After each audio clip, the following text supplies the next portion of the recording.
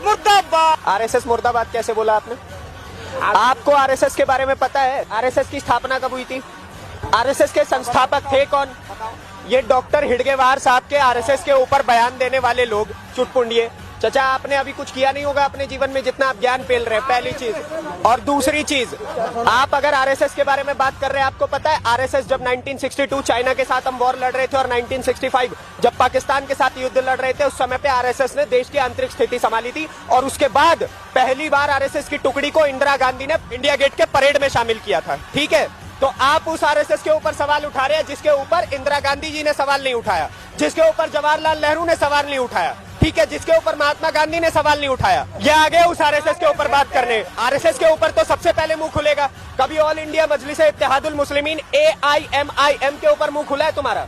AIMIM किसका है? असदुद्दीन ओवैसी का। असदुद्दीन का छोटा भाई अकबरुद्दीन ओवैसी बयान क्या देता है कि 15 मिनट के लिए पुलिस हटा दो, फिर देखना हम क्या करेंगे। दिखा दे भाई तू क्या कर लेगा। आजा भाई साहब, इन्हें ना हरियाणा के गुजर ही संभाल लेंगे साइड में ले जाकर। जय हिंद, वंदे मातरम। दोस्तों, मित्रों, भाइयों और बहनों, दोस्तों, आपने अक्सर सुना होगा सेकुलर हिंदुओं को आरएसएस को गालियां देते हुए। जैसा कि आपने इंट्रो वीडियो में भी देखा, एक बंदे ने खुलेआम आरएसएस को गाली दी। आरएसएस का मतलब क्या है? राष्ट्रीय स्वयंसेवक संघ। इसका किसी भी मजहब, पंथ, संप्रदाय से कोई लेना देना नहीं है। दोस्तों, आपने पीएफआई का नाम सुना होगा, पॉपुलर फ्रंट ऑफ इंडिया, जिसको 28 सितंबर 2022 को बैन कर दिया गया था मिनिस्ट्री ऑफ होम अफेयर के द्वारा। यह भी माना जाता है कि ये जो पॉपुलर फ्रंट ऑफ इंडिया है, ये सिमी की ही सहयोगी जो है संगठन था। और सिमी का आपको पता होगा, जो हिजबुल मुजाहिदीन और लश्कर तौयबा और ऐसे बहुत सारे जमाते उल अंसार, इंडियन मुजाहिदीन, ऐसे बहुत सारे संगठन थे जो जिनका मेन मकसद है सिर्फ और सिर्फ जो है इस्लाम की चीज को आगे बढ़ाना। आरएसएस का जो कॉन्स्टिट्यूशन है वो आप पढ़ोगे तो उसमें कहीं भी ऐसी चीज नहीं मिलती है या दिखती है जो हमारे भारत के अगेंस्ट हो या भारत वासियों के अगेंस्ट में हो। दोस्तों, समाज को मजहब, पंथ, संप्रदाय में बांट देना और बाद में उन संप्रदायों की आपस में टकराव जो कराना, ये जो काम किया है हमारे इन मजहब वालों ने ही किया था। हमें ये बताया जाता था मजहब नहीं सिखाता आपस में बैर करना। दोस्तों, बाद में पता चला कि मजहब ही सिखाता है आपस में बैर करना। इस भारत में रहने वाले हर सारे लोग जो है वो हिंदू ही हैं। दोस्तों, तुम कैसे कह सकते हो कि मुसलमान भी पहले हिंदू था और हम शिव जी की पूजा करते हैं? तो पहले ये सुनो कि जो आप दिन में 5 बार नमाज पढ़ते हो वो भी संस्कृत शब्द है। उसे उर्दू में इबादत, हिंदी में पूजा, इंग्लिश में प्रेयर और संस्कृत में नमाज कहते हैं। ये 2 शब्दों से बना है, नमः और अज, जिसमें नमः का मतलब है नमन करना, प्रणाम करना या झुककर दंडवत करना, और अज्जा का मतलब है जिसने जन्म न लिया हो और जो हमेशा से है और हमेशा रहेगा, यानी कि मेरे महादेव, मेरे भोलेनाथ। तो नमाज मतलब हुआ महादेव का नमन करना। अरे, आप तो मक्का जाते हो, वहां भी सफेद धोती ही पहनते हो, जो आपने हिंदू धर्म में अक्सर देखा होगा। ये तो बहुत कम प्रमाण हैं, बाकी हमारी ऑडियंस आपको बताएगी। हर हर महादेव।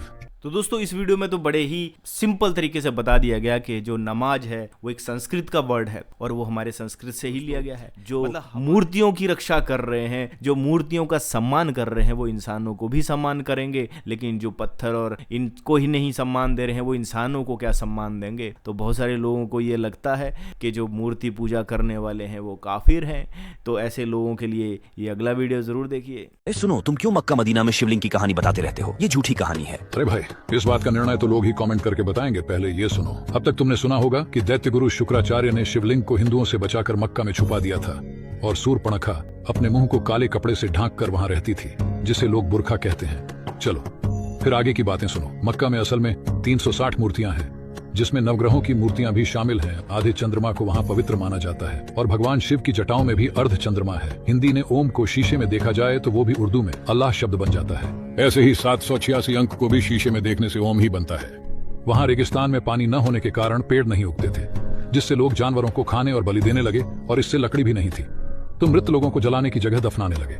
शायद यही सब कारण है कि भविष्य मालिका में भी मक्का को मक्केश्वर महादेव शिवलिंग कहा गया है। दोस्तों भारत में जनसंख्या नियंत्रण कानून की बहुत ही ज्यादा जरूरत है। भारत के अगर क्षेत्रफल देखा जाए और यहाँ पर रहने वाले लोगों को देखा जाए तो आप देखोगे क्षेत्रफल के हिसाब से हमारी जनसंख्या बहुत ज्यादा है। तो ये मदरसे में पढ़ने वाले लोग वो इस चीज का समर्थन कभी भी नहीं करेंगे। जनसंख्या नियंत्रण कानून आना चाहिए। बिल्कुल नहीं आनी चाहिए, ये मानव अधिकार के खिलाफ है। हर आदमी को अख्तियार है जितना बच्चे पैदा करता है। आप 8 नहीं 18 पैदा कीजिए, आपको किसने मना किया? कौन है ये लोग, कहाँ से आते हैं? मानसिकता देखिए, 18 पैदा कीजिए और खिलाएगा कौन? मोदी। मदरसा में पढ़िएगा तो यही ज्ञान मिलेगा। भारत का राष्ट्रपति कौन है? भारत मुर्मुरे जी, मुर्मुरे जी। राष्ट्रपति का नाम नहीं आता, बताइए। उपराष्ट्रपति? उपराष्ट्रपति वेंकैया नायडू सर। तो भारत में जनसंख्या नियंत्रण कानून ये लाने ही देना चाहते हैं और दोस्तों इनको तो राष्ट्रपति का नाम तक नहीं पता है और ऐसे लोग जो है वो ज्ञान देते हैं। और दोस्तों ऐसे आप देखिए अल्लाह की देन है, कहते हैं बच्चे अल्लाह की देन है। अच्छा स्मार्टफोन चलाती है कि नहीं? नहीं हम तो नहीं चलाते स्मार्टफोन, मेरे लड़के लोग चलाते हैं। बाल बच्चा सब कितना है? 7 बाल बच्चा। यस। गरीबी नहीं आएगी तो कैसे आएगा इतना बाल बच्चा? अब सब अल्लाह का दिया हुआ है मैडम, सब तो अल्लाह का देन है ना। वो गरीबी किसका देन है? गरीबी तो मतलब देना ही है मोदी जी का।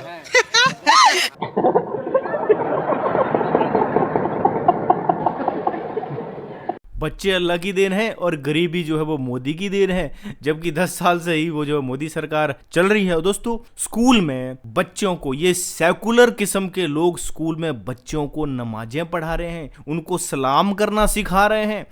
ऐसे हमारा भारत चलेगा? कितनी बार बुलवाया? ये तो अपना हिंदुओं को क्या याद किया? सलाम अलैकुम अस्सलाम वालेकुम क्या होता है? बुलवाया आपने? बुलवाया? बच्चे बोल रहे बुलवाया आपने? हाँ या ना? हाँ या ना? आपने बुलवाया क्या? नहीं बेटा, आपको प्रिंसिपल मैडम ने बुलवाया था क्या? है ना बेटा? 5 बार बुलवाया। क्या बुलवाया था? अस्सलाम वालेकुम। और माइक से भी बुलवाया क्या? माइक से बुलवाया ना? क्लियर हमने बुलवाया ना? और भी बच्चों कितनी बार बुलवाया?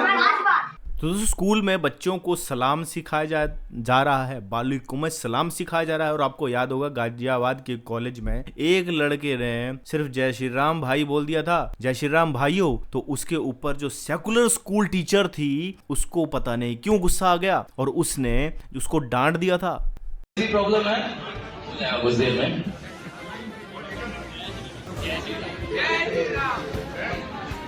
जय श्री राम भाई।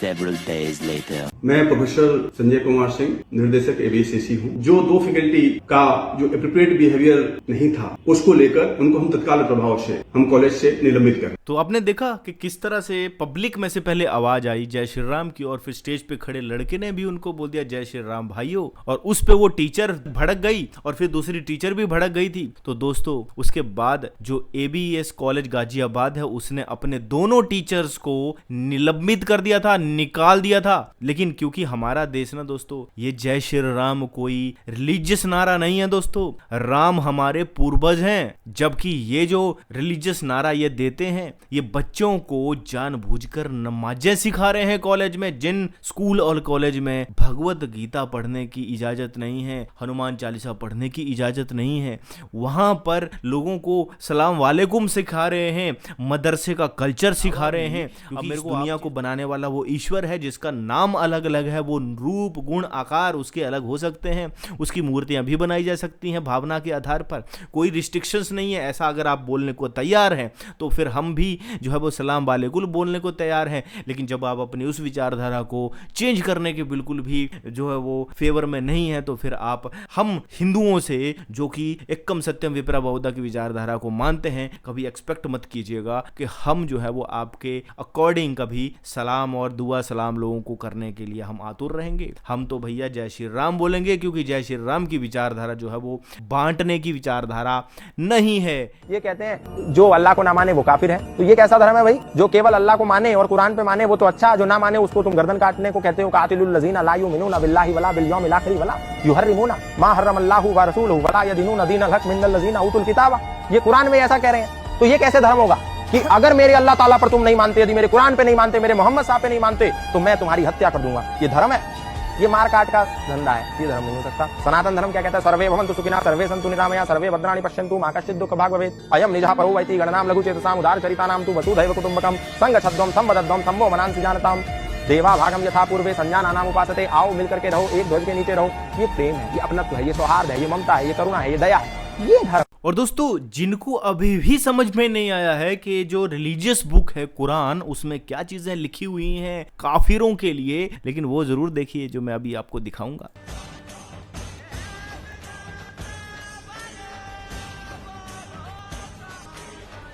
दोस्तों, ये भी कहा जाता है कि जो भगवान है, जो ईश्वर है, वो सबसे पहले हिंदू ही पैदा करता है, बाद में जो है वो उसकी सुन्नत होती है। इनका ये कहना है कि इस दुनिया में पैदा होने वाला हर बच्चा हिंदू पैदा होता है। अच्छा, ये आपको किसने बताया? हमने खुद ने देखा है। किसने बताया? जो हमने पैदा किया, हमारे को पता है। पहले से हिंदू पैदा होते, फिर उसकी सुन्नत करते और फिर मुसलमान हो जाते हैं। हम ऐसे नहीं करते, हम अपना दीन नहीं बदलते हैं। हम जो है वही सही है, उसमें ही खुश है। हम पैसों की लालच में अपना दीन नहीं बदलते हैं। हाँ, तो दोस्तों, आपने सुना कि हम पैसों के लालच में अपना दीन नहीं बदलते हैं, तलवार के जोर पर सलवार नहीं पहनते हैं। जिन लोगों ने तलवार से डर के सलवार पहन ली, जो वही लोग जो है वो आज उस चीज को डिफेंड कर रहे हैं जो शायद उनके बाप दादा ने नहीं फॉलो करी थी, लेकिन वो कन्वर्टेड है सारे के सारे। भारत में रहने वाले सारे के सारे कन्वर्टेड। हिंदू जब मुसलमान बन जाते हैं तो वो अपने आप को ज्यादा मुसलमान बताने की कोशिश करते हैं, और धर्म को जो छोड़ देता है दोस्तों,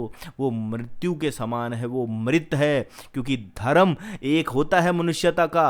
आदमी को धर्म नहीं छोड़ना चाहिए, सच का साथ नहीं छोड़ना चाहिए। सच का साथ देना ही धर्म है दोस्तों। हिंदू धर्म बाद में नाम दे दिया गया, तो इसीलिए हम इसको सनातन धर्म कहते हैं। इस विश्व में रहने वाला कोई भी प्राणी जो अपने आप को यह कहता है कि मैं किसी मजहब, पंथ, संप्रदाय से नहीं जुड़ा हूं और मैं किसी पर्टिकुलर विचारधारा से नहीं जुड़ा हूं, वो सनातन धर्म का बाय डिफॉल्ट ही है। जन्म से हम सब सनातनी ही हैं। ईसाई नहीं था, मोहम्मद से पहले कोई मुसलमान नहीं था, ऋषभदेव से पहले कोई जैनी नहीं था, बुद्ध से पहले कोई बौद्ध नहीं था, कार्ल मार्क्स से पहले कोई वामपंथी नहीं था, लेकिन कृष्ण से पहले राम, राम से पहले जमदग्नि, जमदग्नि से पहले अत्रि, अत्रि से पहले अगस्त, अगस्त से पहले पतंजलि, पतंजलि से पहले कनाद, कनाद से पहले याज्ञवल्क्य, याज्ञवल्क्य से पहले सभी सनातन वैदिक धर्मी थे। लेकिन राजनीतिक शतरंज की चालों में हम भारतीय ऐसे उलझे कि मुगल भारतीय बन गए और भारतीय काफिर, मोमिन कश्मीरी बन गया और कश्मीरी पंडित शरणार्थी, बांग्लादेशी बंगाली बन गए और बंगाली बाहरी हिंदू, सैनिकों के हत्यारे और पत्थर बरसाने वाले आंदोलनकारी बन गए और सेना मानवाधिकार उल्लंघनकारी, टुकड़े टुकड़े गैंग देशभक्त बन गया और देशभक्त ब्रांडेड कट्टर आतिवादी, चिता की लकड़ी पर्यावरणीय चिंता बन गई और दफनाने में बर्बाद होने वाली भूमि जन्मसिद्ध अधिकार हो गई। राखी में इस्तेमाल किए जाने वाले ऊन से भेंट को चोट पहुंची और बकरीद में हजारों बकरियों का कत्ल धार्मिक स्वतंत्रता बन गया। तुष्टीकरण धर्मनिरपेक्ष हो गया, जबकि समानता कम्युनल हो गई। आरएसएस बजरंग दल आतंकवादी बन गया और ओसामा जी, हाफिज साहब और हुर्रियत शांति के शिखर। भारत माता की जय और जय श्री राम सांप्रदायिक हो गया और भारत तेरे टुकड़े होंगे फ्रीडम ऑफ एक्सप्रेशन। फूट डालो राज करो नियम बन गया और सबका साथ सबका विकास जुमला। जरा सोचो और समझो कि आखिर एक हिंदू बहुल देश में ये सब कैसे हुआ। तो दोस्तों, इस एक वीडियो में ही सारी बातें बता दी गई हैं आपको। और अगर आप दोस्तों अभी भी नहीं समझे हो तो एक बार फिर से इस वीडियो को जरूर देखिए, क्योंकि ये वीडियो सेकुलरों की आंखें खोलने के लिए ही मैंने बनाया है। और दोस्तों, वीडियो में हम किसी के प्रति कोई नफरत नहीं बता रहे हैं, हम हकीकत बता रहे हैं। अगर आप किसी मजहब, पंथ, संप्रदाय से जुड़े हो तो आपको सिर्फ इतना देखना है कि क्या मेरा मजहब दूसरे के प्रति नफरत सिखाता है। आपको सिर्फ इतना देखना है कि क्या मेरी मजहब की किताब में जो लोग मेरे मजहब के नहीं हैं उनके लिए क्या अच्छी चीज लिखी गई है या बुरी चीज लिखी गई है, क्या उनको मारना लिखा है। सनातन धर्म की किसी भी किताब में यह नहीं लिखा है कि कोई सनातन धर्मी नहीं है तो उसे मार दो। यहां पर जो है वो डिसीजन होता है उस बंदे के कर्म के आधार पर। अगर उसने गलत काम किए होते हैं तो हम तो खैर ये कहते हैं कि सारे कर्मों का फल जो है भगवान ही देंगे, लेकिन अगर देश के कानून आप देखोगे वो भी कहीं ना कहीं सनातन धर्म के ही नियमों से चलता है। गलत करोगे तो गलत ही मिलेगा, ऐसे सनातन धर्म कहता है। लेकिन अगर आपका मजहब सिर्फ इस बेस पे दूसरे को डिवाइड करता है कि ये बंदा मेरे मजहब का नहीं है, मेरे संप्रदाय का नहीं है, तो मुझे इससे नफरत करनी, अगर वो आपकी किताब अगर बता रही है तो वहीं आपको इंडिकेशन मिल जाएगा कि आपका जो मजहब, पंथ, संप्रदाय है वो कहीं ना कहीं मनुष्यता के लिए बहुत बड़ा खतरा है। आज का वीडियो खत्म करता हूं, और अगर आपको ये वीडियो अच्छा अच्छा लगा है दोस्तों तो इस वीडियो को शेयर जरूर कीजिए, लाइक जरूर कीजिए, अपनी राय अपने सजेशन कमेंट बॉक्स में जरूर बताइए। ऐसे वीडियो चैनल पर लेके आता रहूंगा, मिलूंगा नेक्स्ट वीडियो में। तब तक के लिए दोस्तों जय हिंद, जय श्री राम, वंदे मातरम।